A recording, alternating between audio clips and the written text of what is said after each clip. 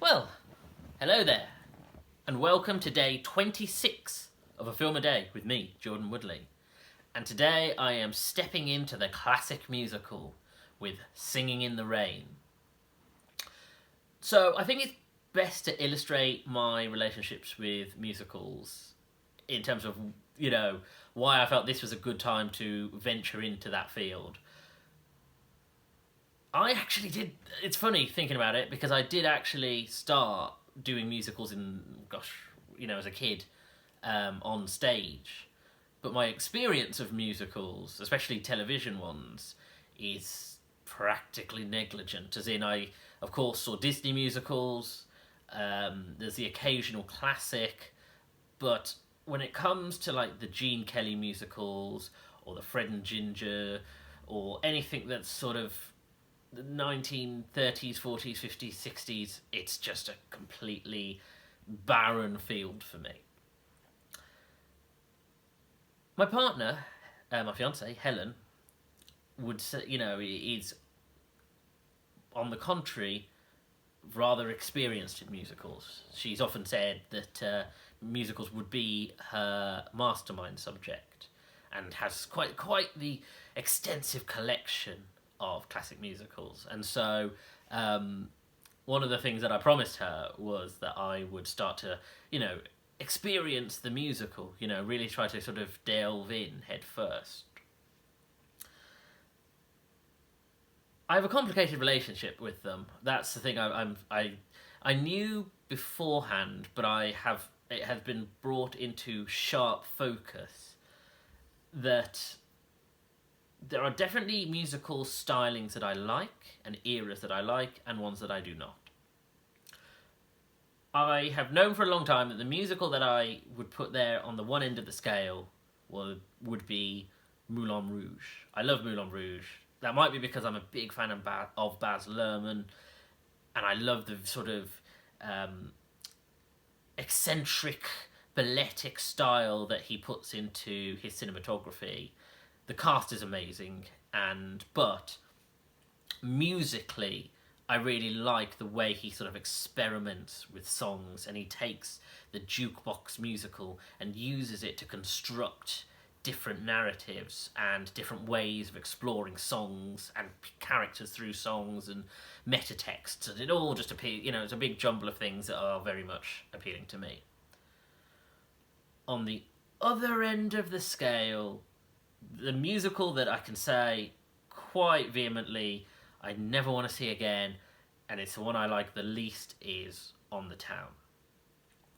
I remember saying to Helen quite early on when we started talking about musicals that On the Town is just, it's wolfsbane. It is the worst kind of nonsense that I can possibly go through, because it is the problem I have with it, and I'll try and keep this simple and boil it down, which is there is no plot to it. It is a series of events, which is sailors arrive on shore, they sing and dance, end of film.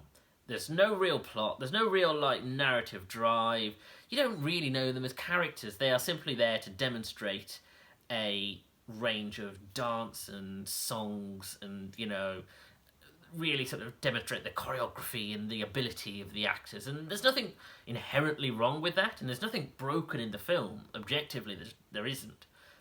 It's just everything meaningless to me, basically. Now, you might think, well, what's this relevant to Singing in the Rain?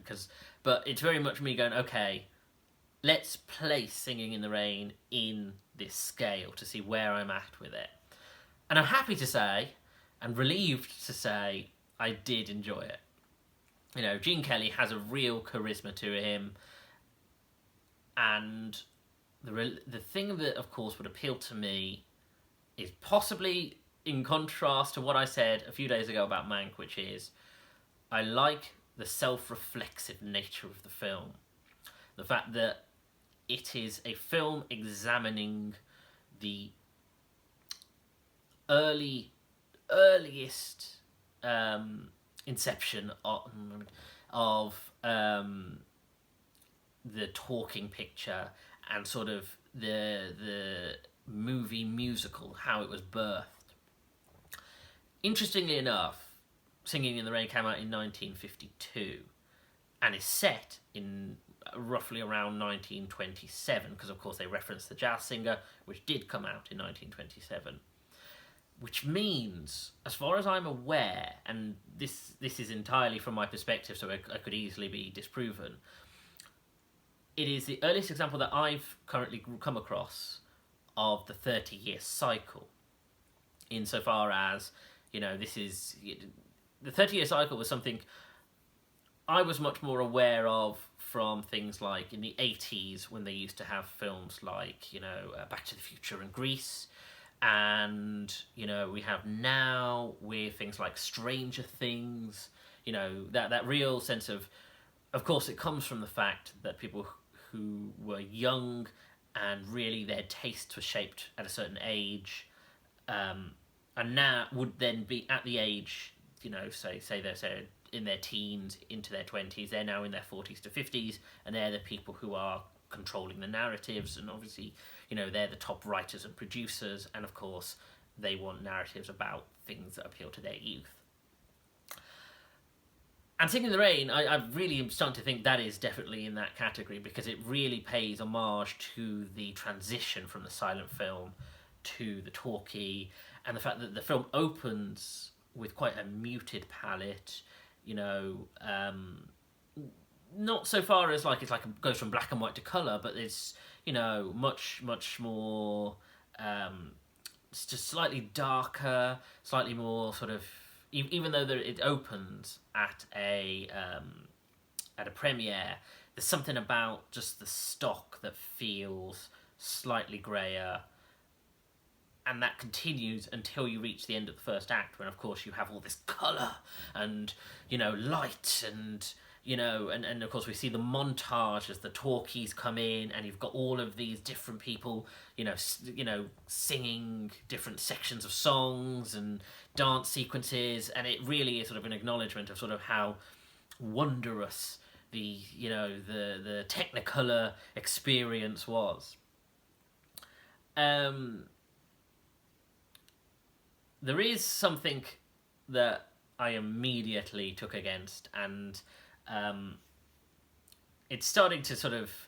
It was a common occurrence for films of that era, and I didn't like it when I watched the Judy Garland Star is Born, and I did not like it here, which is the unnecessary, completely non-contextual musical sequence that goes on for a insufferable amount of time.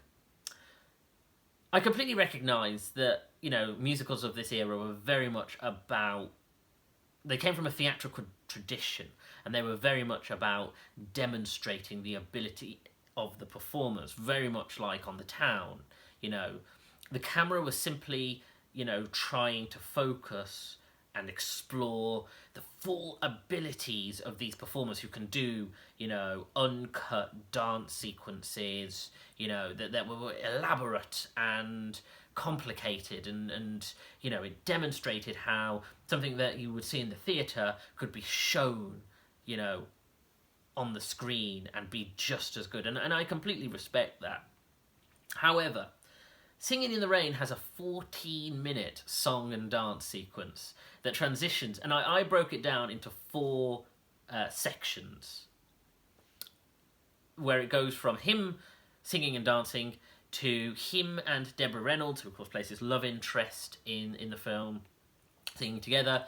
Then a group of people are singing and dancing, and then I can't even remember, to be honest, because it started to blur out for a second, because it's just not for me. It's exactly the thing that rubs against me, which is I dislike the unnecessary insertion of it, and it feels... Unfortunately, I don't come from... I have no real experience of the dance tradition.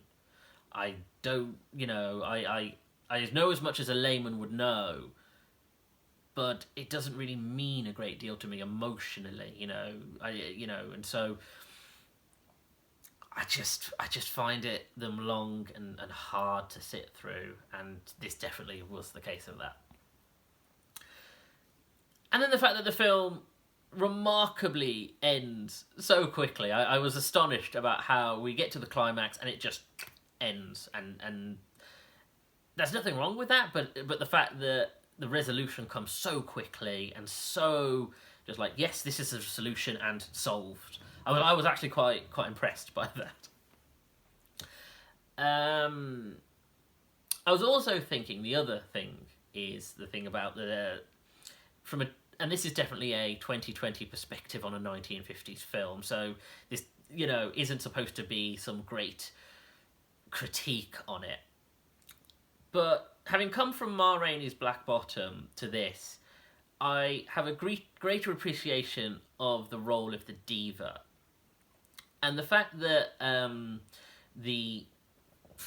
don't really want to call her a villain, but more the obstacle of the film, which is the on-screen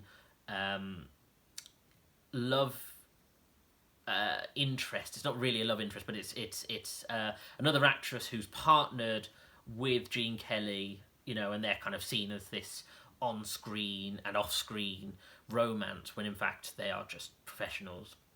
And so therefore, when Deborah Reynolds comes onto the scene, she is Lena who is somewhat hostile and of course tries to create obstacles. And I definitely think there is a reading of the narrative about the fact that the biggest criticism of her character is that she cannot speak. She cannot speak and she cannot sing, and she has just this terrible voice. And it's obviously done in this over-the-top way, to sort of illustrate the point. But she's played like this sort of, how dare she, basically try to prevent this love story, and how dare she try to save her own career. And there is something to be said that there's a reading of this where it's about a woman who simply doesn't want to be washed away with the talkies. She simply is trying to save her career, save her reputation, and prevent her supposed love interest from being stolen away by a love rival. And that's only a reading of it, but I found it quite amusing that you could easily change a few things in this film, and you could definitely see that version of it. Like I said, I did like this film, and I am keen to venture further into the movie musical. As I said yesterday, Ma Rainey's Black Bottom had such a presence and passion and power that I'm keen to kind of get that same buzz of atmosphere. And so I'm looking forward to sort of really delving into sort of the musical movie genre. And this seemed like a good way to start this series, to introduce this as a running theme on the channel.